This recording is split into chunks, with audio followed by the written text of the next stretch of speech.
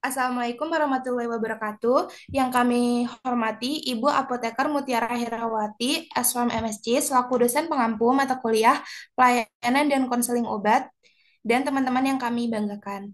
Kami dari kelompok D3 akan mempresentasikan hasil diskusi kami terkait konseling pada pasien dengan kriteria pasca stroke, karakter pemarah. Sebelumnya, perkenalkan kami dari kelompok D3 yang beranggotakan yang pertama ada Halimatus Sa'diyah Isfandiari dengan NIM 226132238. Yang kedua ada Putih Salida Diva Karuni dengan NIM 226132239. Yang ketiga ada saya sendiri Safira Fairanisa dengan NIM 226132240. Yang keempat ada Fauzia Febriana dengan NIM 226132241 dan Elza Nafi Anur dengan NIM 226132243. Yang pertama, pendahuluan pasca stroke merupakan keadaan setelah pasien mengalami stroke dan memasuki masa pemulihan atau rehabilitasi. Pada kasus, pasien mengalami stroke iskemik akibat hipertensi dan dislipidemia. Biasanya pasien akan mengalami masalah kesehatan seperti kesemutan, gangguan berbicara, dan perubahan emosi yang kurang stabil. Kondisi ini tentu akan menghasilkan komunikasi yang kurang baik antara pasien dengan apoteker. Maka dari itu, sebagai apoteker, penting untuk memilih metode komunikasi yang tepat kepada pasien dan tetap memberikan edukasi sesuai dengan penyakit yang dialami pasien.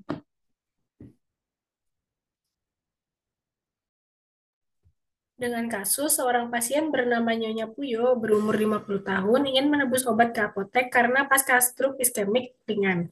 Badan masih lemas, berbicara dengan nada emosi karena frustasi merasa kondisi belum pulih total dengan perasaan cemas takut stroke-nya kambuh kembali. Identitas pasien, nama Nyonya Puyo, usia 50 tahun dengan jenis kelamin perempuan, beralamat di Jalan Ciliurang kilometer 10, pekerjaan sebagai guru, dengan riwayat penyakit stroke iskemik 6 bulan yang lalu, dengan resep obat amlodipin 5 mg satu kali sehari, simvastatin 20 mg satu kali sehari, dan clopidogrel 75 mg satu kali sehari. Selanjutnya untuk riwayat penyakit pasien, yang pertama stroke iskemik ringan dirawat selama 5 hari. Selanjutnya hipertensi sejak 3 tahun lalu dan dislipidemia. Adapun tujuan terapi dari kasus ini, yang pertama mencegah stroke berulang atau secondary prevention, yang kedua mengontrol tekanan darah, yang ketiga menurunkan kolesterol LDL, yang keempat mengontrol emosi dan kecemasan pasien, dan yang kelima meningkatkan kepatuhan minum obat jangka panjang. Selanjutnya untuk strategi dalam menyelesaikan konseling ini, yang pertama membangun empati dan kepercayaan. Validasi emosi pasien, jangan langsung dikoreksi. Dengarkan keluhan pasien tanpa menyela. Kemudian mengontrol emosi diri sendiri, jangan membalas kemarahan pasien dengan nada keras. Selanjutnya edukasi ringan, edukasi sederhana dan berstruktur. Menjelaskan masing-masing obat dalam bahasa non-medis. Gunakan Gunakan kalimat pendek dan jelas. Jika pasien mengalami kesulitan bicara, dapat menggunakan gambar atau bahasa tubuh. Selanjutnya, memberikan solusi praktis, memberikan jadwal minum obat, catatan efek samping, dan saran kontrol, dan juga memberikan waktu untuk pasien untuk menenangkan diri jika sangat emosional. Dan yang terakhir berfokus pada pencegahan stroke kembali.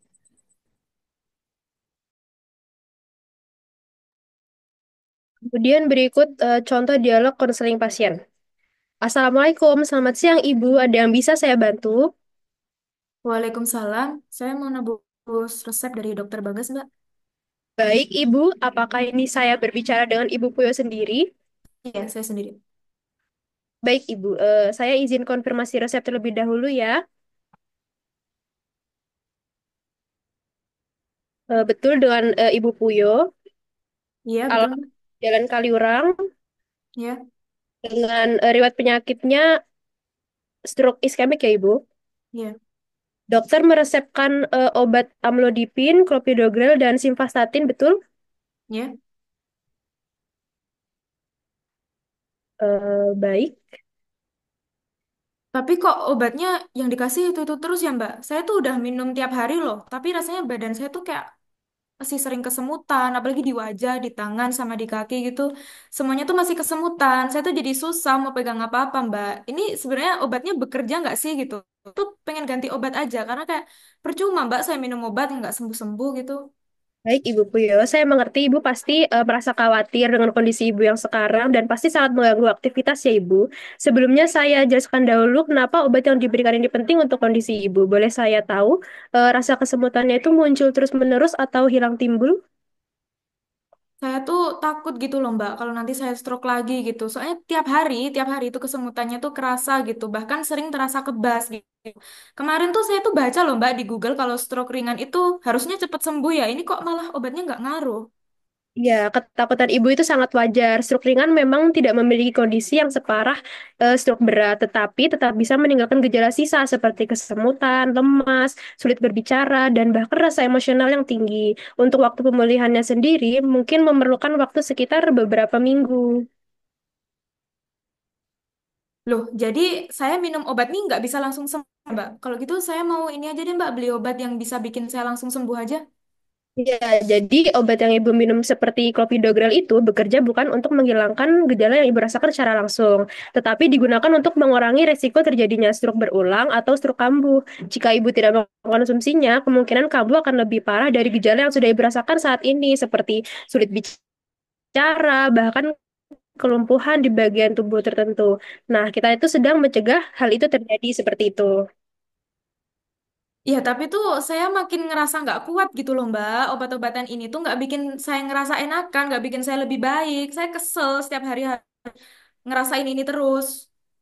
Iya, ya, itu perasaan yang wajar ya Ibu. Banyak pasien yang merasakan hal yang sama. Obat-obatan ini seperti pelindung bagi Ibu. Selama Ibu mengonsumsi secara teratur dan menjaga pola hidup, harapannya beberapa bulan ke depan tubuh Ibu akan kembali kuat.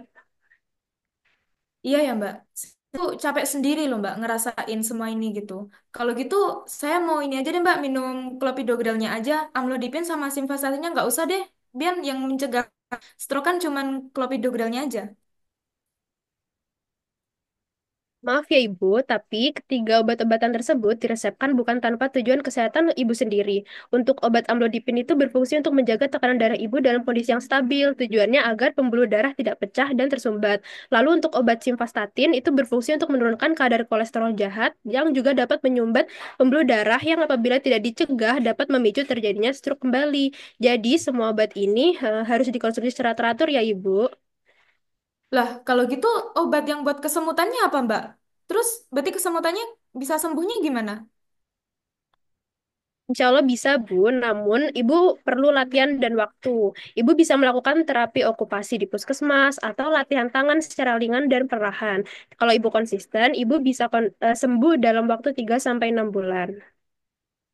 3 sampai 6 bulan kok lama juga ya Mbak ya. Saya tuh masih harus ngajar loh. Saya kan guru ya, tapi pas ngajar tuh sering lemes gitu. Iya, saya paham, Bu. Sebagai seorang guru, pasti Ibu butuh tenaga ekstra dan konsentrasi tinggi, kan? Tapi justru karena Ibu aktif dan masih harus mengajar, menjaga kesehatan itu sangat penting. Jika Ibu mau, saya bisa bantu buatkan jadwal minum obat harian dan saya berikan juga tips pola makan sehat serta aktivitas fisik ringan yang bisa Ibu lakukan di rumah atau di sela-sela kegiatan mengajar.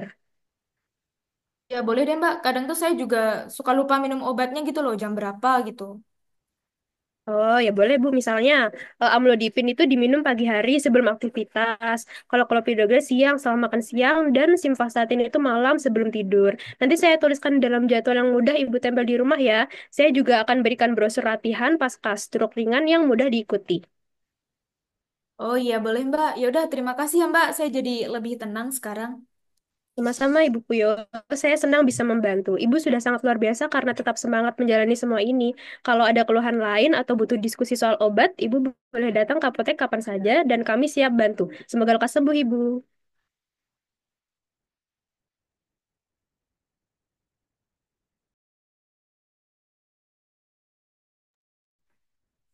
Sekian dari kami, kelompok D3. Mohon maaf bila ada kesalahan. Wassalamualaikum warahmatullahi wabarakatuh.